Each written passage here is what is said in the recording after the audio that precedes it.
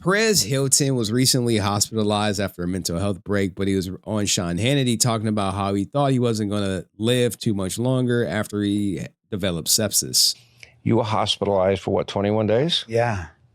It was bad. Sepsis. You can die from that. Yeah. Because how bad was it? I was in the hospital for 21 days, so Right. I thought I was going to die. Yeah. You didn't know. Especially because the first few days they couldn't find where the perforation was. And then I had all of these other issues. My body just started breaking down. Like I had fluid in my lungs. I went AFib, my heart issues, like just everything that could go wrong went wrong. Well, why did you refer to it as a stupid mistake from the flu? Well, I'm 48 and I've never taken any kind of flu medication with food. And some medication you don't need to take with food and some you do. The flu medication you're supposed to take with food. Was it Tamiflu? NSAID. I was taking Aleve and Tylenol. Right. And those are not exactly harsh medicines. No, I know, but I did that for a week and I developed an ulcer and then a perforation. And then here we are. Yeah, here we are, right? And a lot of people are sympathetic to him. I mean, it was shocking to learn that, his kids fled home during the mental health crisis. So they were there, saw daddy acting weird, and they got the heck up out of there. But not everyone is sympathetic to him. You may know Taylor Monson, who had an unfortunate experience where he took a picture of her while on stage with a string hanging from her reproductive organ and posted it online. Very strange life, and I've learned to kind of let things roll off my back. But it was less the paparazzi in person that went, this is too much, and more what would come out afterwards from the photos, and that would turn. And that really started once I started the band, like the negative press, where there was this kind of hatred of what I was doing from the world, and people being like, here's an example. I'm on stage. I'm 16. I'm playing a show. I'm wearing a little dress. I have underwear on, but a photographer goes and shoots up my skirt. He kneels down, shoots up my dress, and my tampon string had slipped out. Crazy. But when you're on stage and you 16, this is what you got to deal with. Paparazzi, but it wasn't just any regular paparazzi, right? And so my tampon string was sticking out of my underwear. Perez Hilton puts that on the homepage of Perez Hilton. You can see like the side of my pussy and everything. Like it's it's still on the internet. Have fun looking it up. But it's I'm underage, and the violation and his headline, I don't remember what it said, but the headline was very negative of like slut. Like look how trashy Taylor is, kind of thing. And that kind of concept, like, it's so invasive. And I laugh about it now. And I laughed about it probably a week later because there's nothing you can do about it. But that's the kind of press that we're talking about, where people were or I was in a taxi cab and. You see, so she I remember that. But she's not the only one who has no sympathy for him. You have Alec Baldwin's daughter, who said, Perez Hilton has publicly humiliated my family for years, sexualized me from a young age, commented on my weight and body as a child, made unforgivable comments about people in my family, drew baby stuff coming out of my mom and friends' mouths, and has always been a despicable human being. But his children deserve better and a healthy father. And I am so sad for all of them. I hope he gets the help he needs and he heals. That's a message. But people want to know what happened, right? So actually we have Dr. Joseph, who's going to kind of explain to people what happened. He doesn't think this was related to any of the financial issues that Perez was experiencing, but something a little bit more complex. Perez has openly talked about suffering from anxiety and depression as well. And so there is a possibility that he may have been taking some psychiatric medication, or he may have been started on some psychiatric medications recently. But I want to be really clear about this. This is complete speculation on my behalf, and we don't know the details there. So more of that may come out as the story unfolds. And so without further ado, I want to jump into why the video of Perez Hilton screams drug-induced self-mutilation to me. And for those of you who don't know me, my name is Dr. Joseph Witt-During. I'm a board-certified psychiatrist, and I'm an expert in psychiatric drug side effects. I used to do this at the So he's saying drug-induced self-mutilation is what was occurring, not necessarily an attempt to delete himself from the matrix. FDA and also within the pharmaceutical industry. So I study how things can go wrong with psychiatric drugs and also recreational drugs. And I want to talk about the two common people that I see. I see people who are depressed and they have true suicidal intent. And usually they're very meticulous about how they do it. They look for an area for peak lethality, such as the wrist, and then they try to cut themselves that way. The other group of people, and these ones are actually even more common, these are people with a condition called borderline personality disorder. And if you're not really aware of this term, I'm just going to quickly describe it. It's essentially a term used for a group of people who have extremely intense, strong emotions. Typically, these people have trauma in the past, relational trauma. And what happens, because they're so emotionally reactive, is something stressful will happen in their life. They'll be overwhelmed by the pain of that emotional distress, and they actually start to cut themselves as a way to distract themselves from the emotional pain. That is a really common pattern and something most people think of when they hear about people self-harming. Now, generally, people with borderline personality disorder, they will cut their forearms, they will cut their thighs, or they'll cut the sides of their bodies. And most people, they try and hide the marks.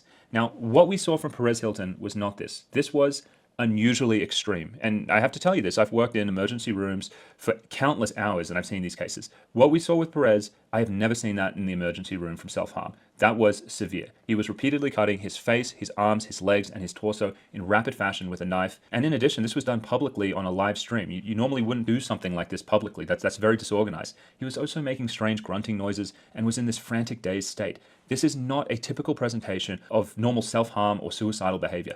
This was something else. And What do you guys think? I mean, I don't know if you guys saw the video. They've removed it for the most part from X, but it's still out there. People have still re-uploaded it. from what I've read in the medical literature, this is characteristic of what we see in self-mutilation induced by psychotropic substances. So psychotropic substances meaning drugs of abuse and also prescription psychiatric medications. And so I want to jump in and talk about what the peer-reviewed literature says on this. And we have a great review that was published in Psychiatric Research. So here it is.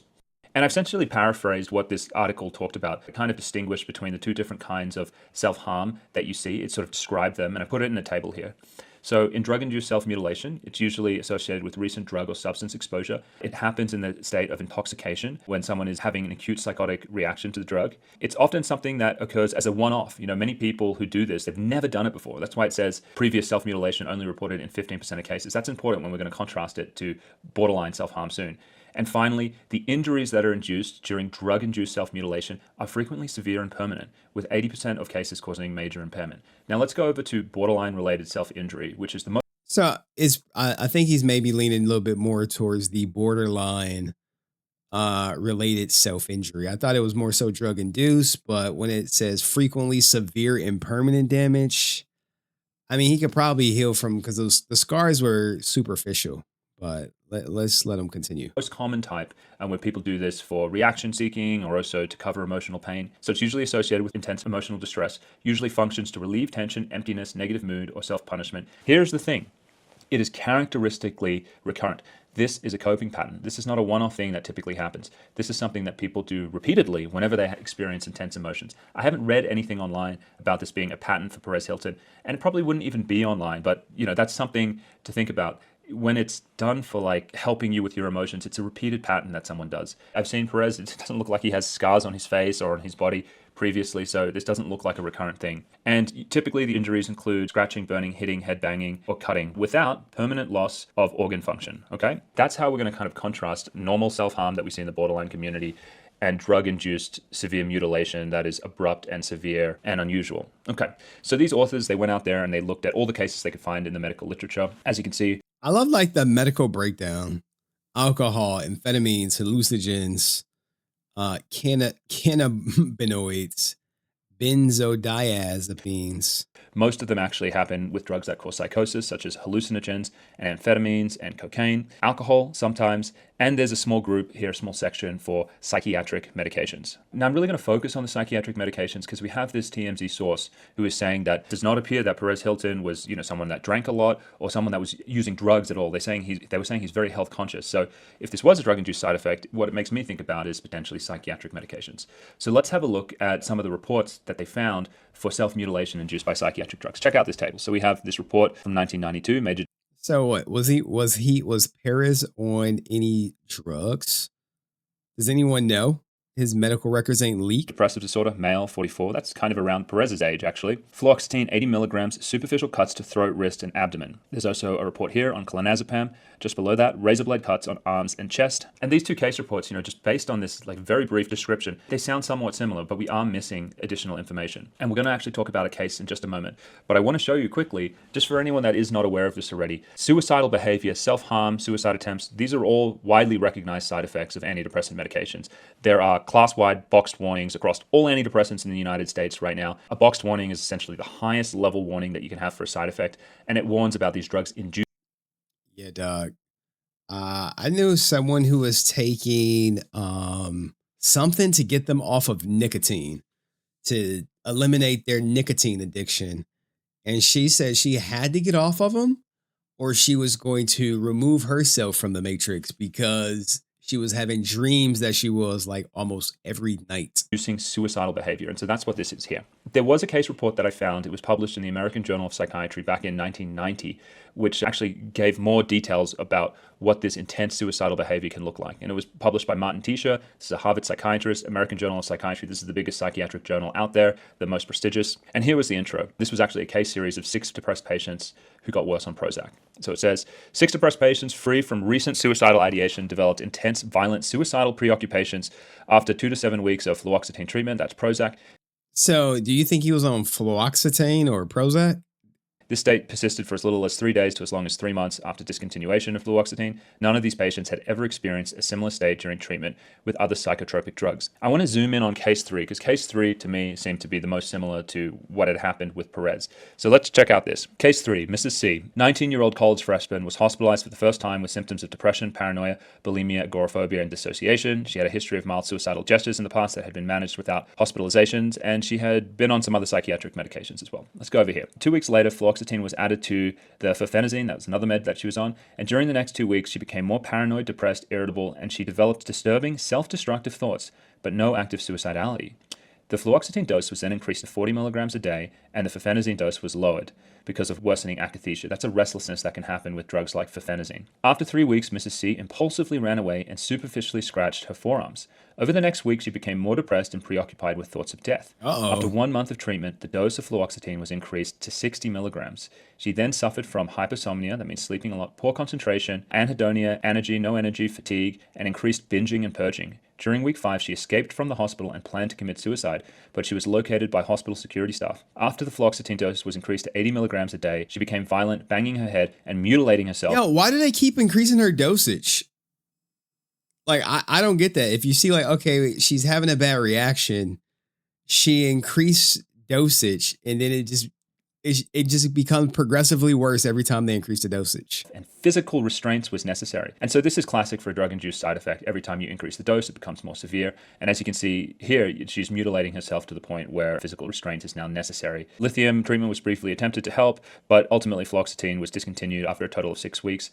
During the next week, Mrs. C lacerated her forearms and required emergency room treatment. She became less labile, but was still extremely suicidal and required restraints periodically. Her self-destructive urges abated 1 month after fluoxetine treatment was stopped, although intermittent suicidal ideation persisted. This is due to a quirk of fluoxetine. It takes 5 weeks to leave your body. It has a very long half-life. Improvement continued over the next 2 months, and long story short, she was able to discharge 3 months after the fluoxetine was stopped and she was fine. So I'm going over these cases just to show you that impulsive, destructive, bizarre self-harm, just like with Perez Hilton, is a recognized thing in the psychiatric literature, and it's usually related to drugs of abuse or psychiatric medications. So, all right. So he's under the opinion that it was psychiatric medication. And so what I want to say here is that given the recent reports of his worsening mental health, it is possible that he was prescribed a mental health medication. I mean, come on, 17% of the US population are taking antidepressants right now. And so in the context of knowing that he was having emotional problems recently, and he's also spoken publicly about depression and anxiety for the last 10 years, and that we also have these clinical features in this video of him cutting impulsively, and then that sounds really similar to what we're seeing in the medical literature, I do think drug-induced self-harm is a differential diagnosis worth considering. Now, I want you to remember, this is just a theory, and we don't know definitively what led Perez to do this. All right. We get it. We get the disclaimer. I wonder what the comment section says. Is anyone saying people have been very supportive. I hope he gets the help. He loves his kids so much. I hope he gets a full recovery. I was waiting for a doctor to speak about this. Thanks for your input. So some people are of the opinion that it could be this. It's very sad. Praying for him and his family. Praying for a full recovery. Great insights. Thank you. My heart for the Perez. Yeah, so it looks like maybe Dr. Joseph may be onto something with psychotic medication contributing to Perez Hilton's actions during that TikTok live stream. But let me know what you think in the comments section. See you in the next video. Peace.